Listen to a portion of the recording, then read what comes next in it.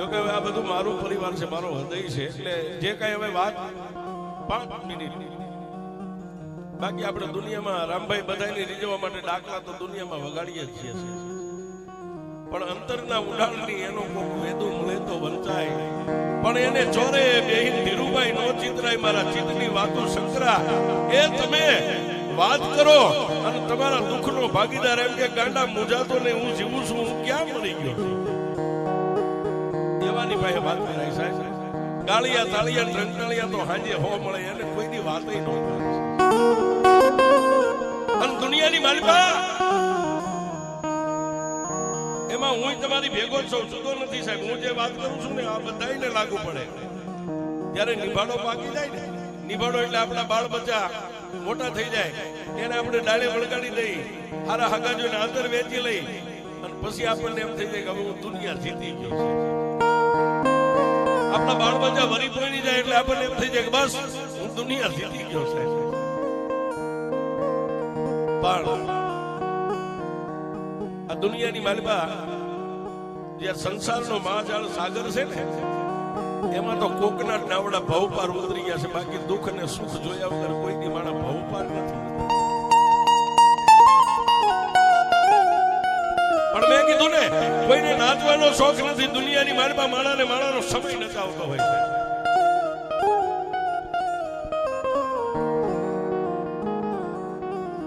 અને જે કઈ છે અમારા પંકજભાઈ છે, જો કે આમ તો અમારા વડીલ ધુડાભાઈ, એને દુનિયા જોઈ લીધી. પંકજભાઈ છે અમારો ઉર્ફે પ્રવીણ, મારો ભત્રીજો, હું કાઈ છું.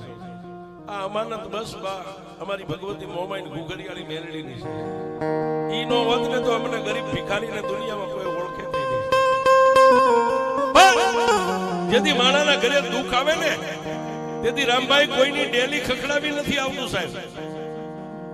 મારા કે તમારા ઘરે જેથી દુઃખ આવે ને, તેથી ડેલી ખખડાવી નથી આવતું. એમ દુનિયાની માલિકા એક દી અમારા ભાઈ ને એમ હતું, બસ હું દુનિયા જીતી ગયો, હવે મારો આ નાવડું ભવ પાર ઉતરી ગયું. આજે જેને માંડવો નાખ્યો ને, આ દુઃખનો નાખ્યો છે, સુખનો નથી. સુખમાં સાંભળે સાહેબી, દુઃખમાં સાંભળે દેવ.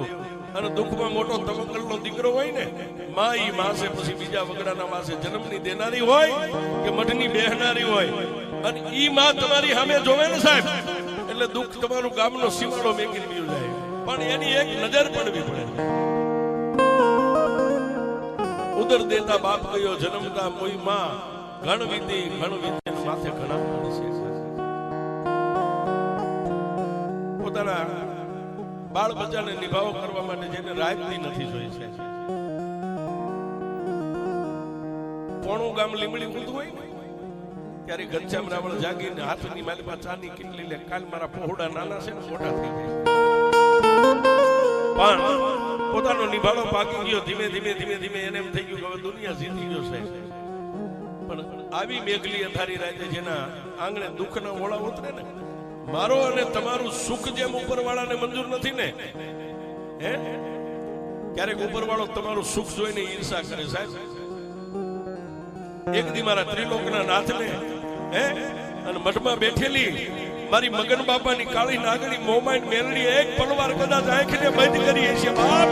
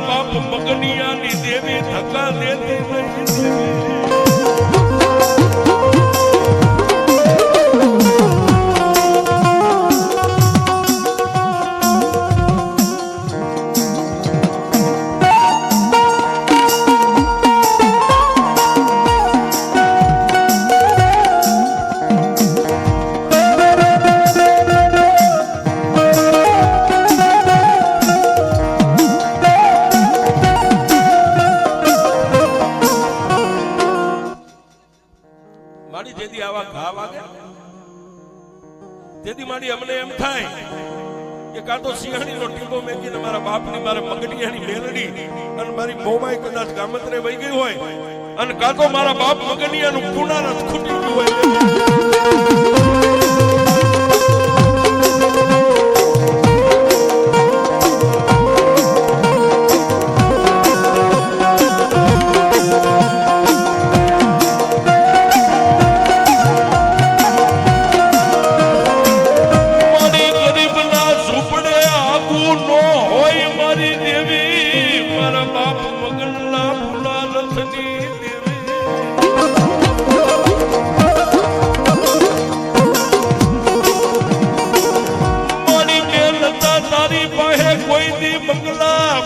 મારી ગરીબાઈ બાપ ને જીવવા દીધો હોત મારા બાપની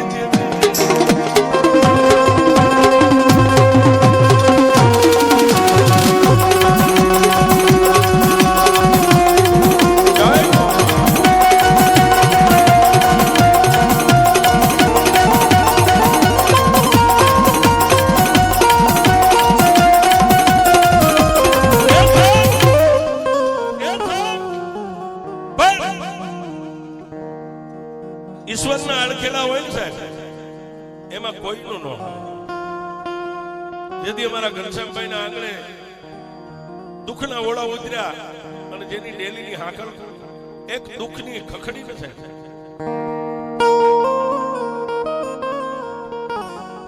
પોતાના બાળ બચ્ચા પરિવાર કોઈ હુકાય છે જાગતા છે.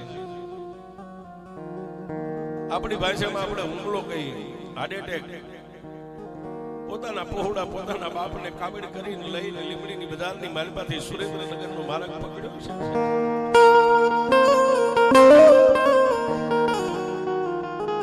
મોતે નાડ્યું માંડ્યું પછી જમ ઝડપું કરે.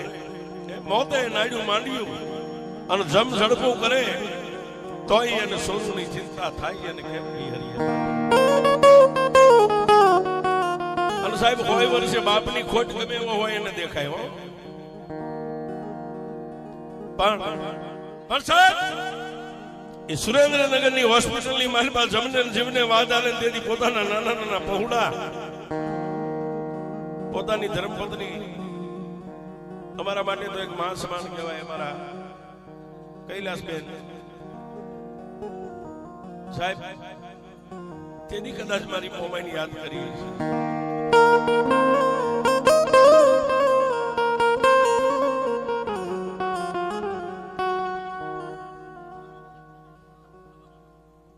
મારી શિયાળીના ટીમે મારા બાપ મગનિયાની દેવી જો કદાચ તારા આંગણાની માલપા ક્યારેક મેં સાણ વાસી કર્યું હોય મારી દુનિયા લૂંટાય પણ મારો ચાંદલો મારી મોમાઈ લૂંટાય નહીં. ઓ બાપ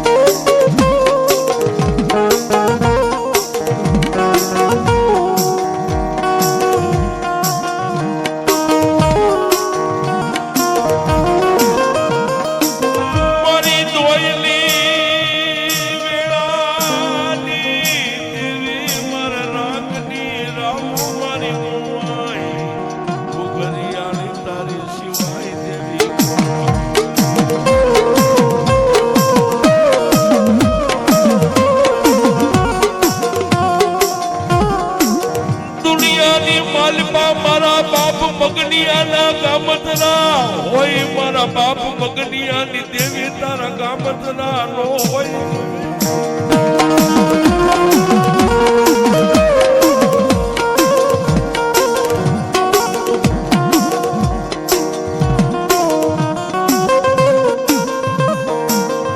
તું મારી અમારા રાગ પોયલાનું રતન કહેવા મારી કેલડી મારી ઘરિયાળી દેવી.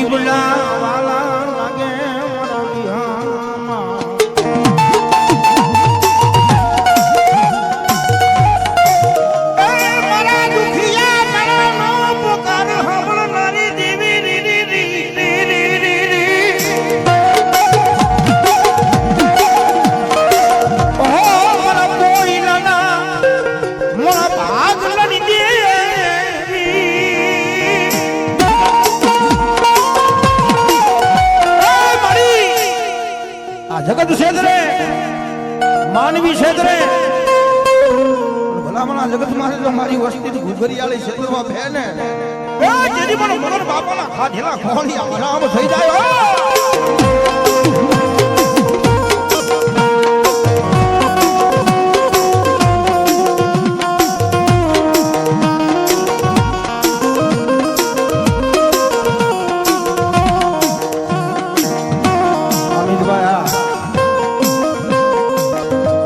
જગત નો હાંભરે માનવી નો હાંભરે પણ મગન બાપા નો વ્યવહાર આ વસતી નો પોકાર મારી ઘુઘરિયાળી સાંભરે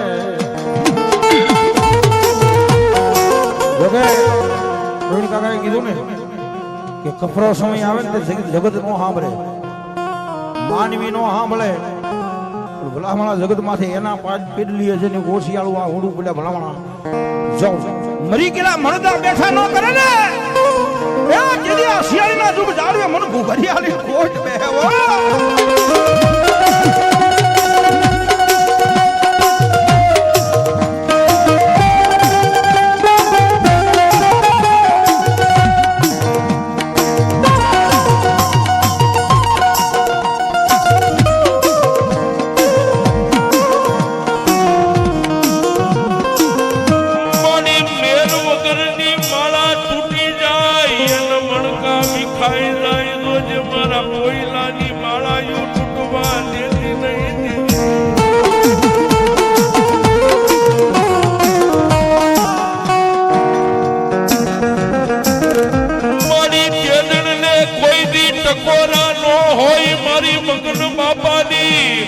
હડકાઈ મેલડી મારી ઘુઘરિયાળી તન ટકોરા કરાઈ નહીં દેવી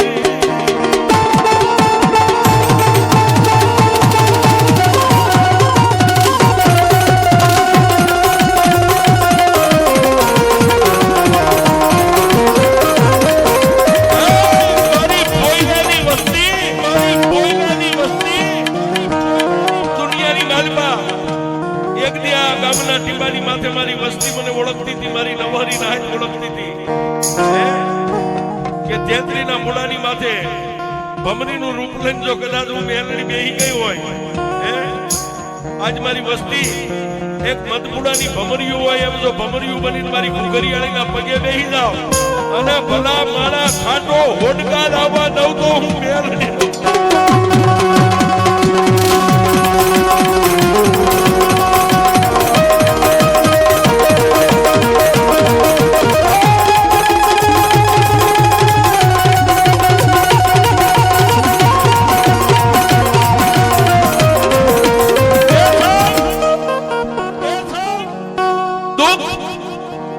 સુખ માણસ માત્રની માથે આવે પણ 5-25 વર્ષે કદાચ આપણા ઘરે દુઃખ આવે ને તો 25 વર્ષ પહેલા આવેલા દુઃખને આપણે ભૂલી જાય પણ મેં હમણાં કીધું ને કે આ માંડવો દુઃખનો નાખ્યો છે કદાચ 2 મહિનાની માલપા આ ઘનશ્યામભાઈના ઘરે 4 વાર દુઃખે ટકોરા માર્યા હતા હજી આળસ મહિને બેઠા થયા પેટ ભરીને અનાજ ખાતા નતા પાપા બગલી જેમ માવતરે હાલતા શીખડ્યા મેં નવું જીવન પોતાના દીકરાને ઇલેક્ટ્રિક લાઇટ નો શોર્ટ આવ્યો અને એમાંથી ને જો મોતમાંથી મારી ભગવતી ઉગાર્યા હોય એક નાનું એવું કુમળું ફૂલ પહોળું એને ગળાની મારી પાસે રસી થઈ ગઈ એમાંથી ની દેવે બહાર કાઢ્યા પણ અમારા ઘનશ્યામભાઈ નું અડધું મેં કીધું ને અમારા માટે અમારી મા સમાન કહેવાય એ કૈલાસબેન ને જયારે એટેક આવ્યું ને સાહેબ દીદી એનો પરિવાર એક પંખીના માળા જેવો પરિવાર ભાંગીને ભૂકો થઈ ગયો હવે શું થવા બેઠું છે પણ બાપી બાપ છે સાહેબ દીકરા ભાઈ રોવાય નહીં દીકરા ભાઈ રોવે તો દુનિયાની માલપા રોતા સાના કોણ રાખે અને કૈલાસબેન ને લઈને લીમડીમાંથી સુરેન્દ્રનગરની હોસ્પિટલમાં ગયા ની સર્જને કૈલાસબેન ના અંગ માથે દેહ માથે તપાસ કરીને કીધું કે આને 95% તમામ નળિયું બ્લોક થઈ ગઈ છે હવે આને જિંદગી જો નવી ભગવાન માતાજી આપે તો હવે આને અમદાવાદ ભેગા કરી દો આ સિવાય ક્યાંય એનો ઉધાર નથી વાત કરવા બે તો દીવ ઉગી જાય પણ ટૂંકમાં વાત કરું ઘરે લાવ્યા પોતાના પરિવારને વાત નથી કરી માણસ છે ને સાહેબ નેવા નમે પોહાય ઘરનો મોગ ભાંગે નહીં નો પોહાય કીધું નહીં, પણ રાતના 12-1 સમયે અમારા ઘનશ્યામભાઈ એક ઓરડાના ખૂણાની માલમાં બેહી અને પોતાની વેદનાથી ઠલવી નાખી. પોતાની ઈષ્ટદેવ ગુરુ મહારાજ, ભગવતી, ભગવાન રામાપીર જેને માનતા છે એને યાદ કરીને રોઈ લીધું. પછી પોતાના 4 દીકરા અને પોતે બાપ પાંચે મળીને વાત કરી, બેટા તારી માના કાને કોઈ વાત કરતા નહીં, ખરેખર ઘટના આવી છે. પોતાના 4 દીકરાએ ખંભે હાથ મૂકીને બાપને ધીરજ આપી, બાપુ તમે બેહી જઈશો તો અમને ઊભા કોણ કરશે? પણ અમદાવાદ આવી, અમદાવાદ ક્યાં વિદેશમાં છે, પણ પોતાના આંગણે લીમડીમાંથી ગાડીની અંદર કૈલાસબેનને લઈ અને જ્યારે અમદાવાદનો માર્ગ લીધો ને સાહેબ, તેથી આ મરદ જેવા મરદનું હયું હાથ નો રહ્યું સાહેબ. આ ઓનેસ્ટ હોટલ વટી અને અમદાવાદના હાઈવે રોડની માથે ગાડી ચડીને ત્યારે ગાડીમાં બેઠા બેઠા શિયાળી સામે નમણો માંડીને એટલું બધું મારી દુનિયા થાકી ગઈ, પણ મારો બાપ વજરામ અને એનોય બાપ મગનીયો, આજ મારી મગનિયાની દેવી થાકી ગઈ.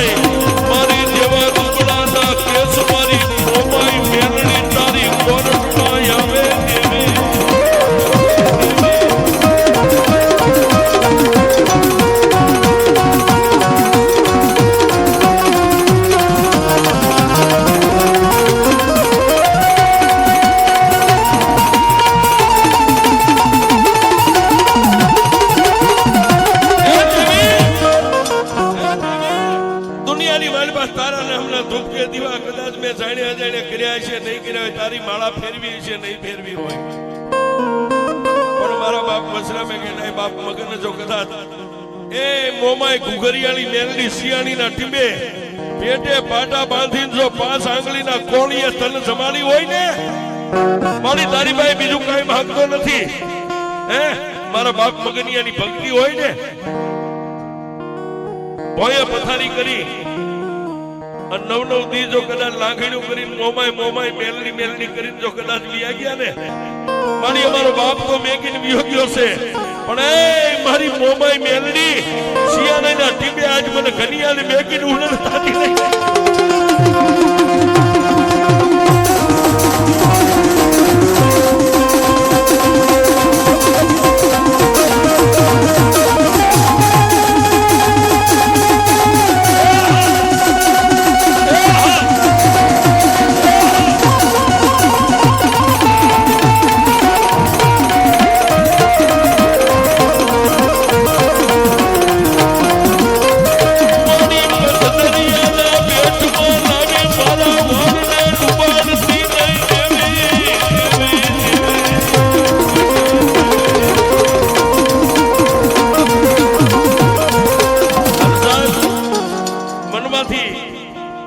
એક વાર તો દેવી મારો માળો વિખાઈ જાય છે. મારા પહોળાને કોઈ રોતા સાના રાખે એવું નહીં ને રવા દે દેવી.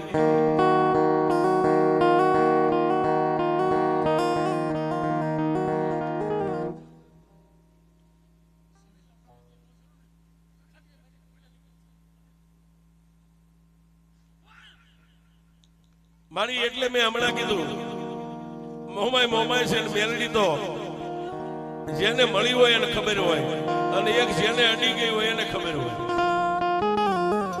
આ એક જેને મળી ગઈ હોય રંગમાંથી રાજા બને એને ખબર હોય મેલડી શું છે, અને એક રાજામાંથી પાછો રંગ બનાવી દીધો જેને અડી ગઈ હોય એને ખબર હોય મેલડી શું છે.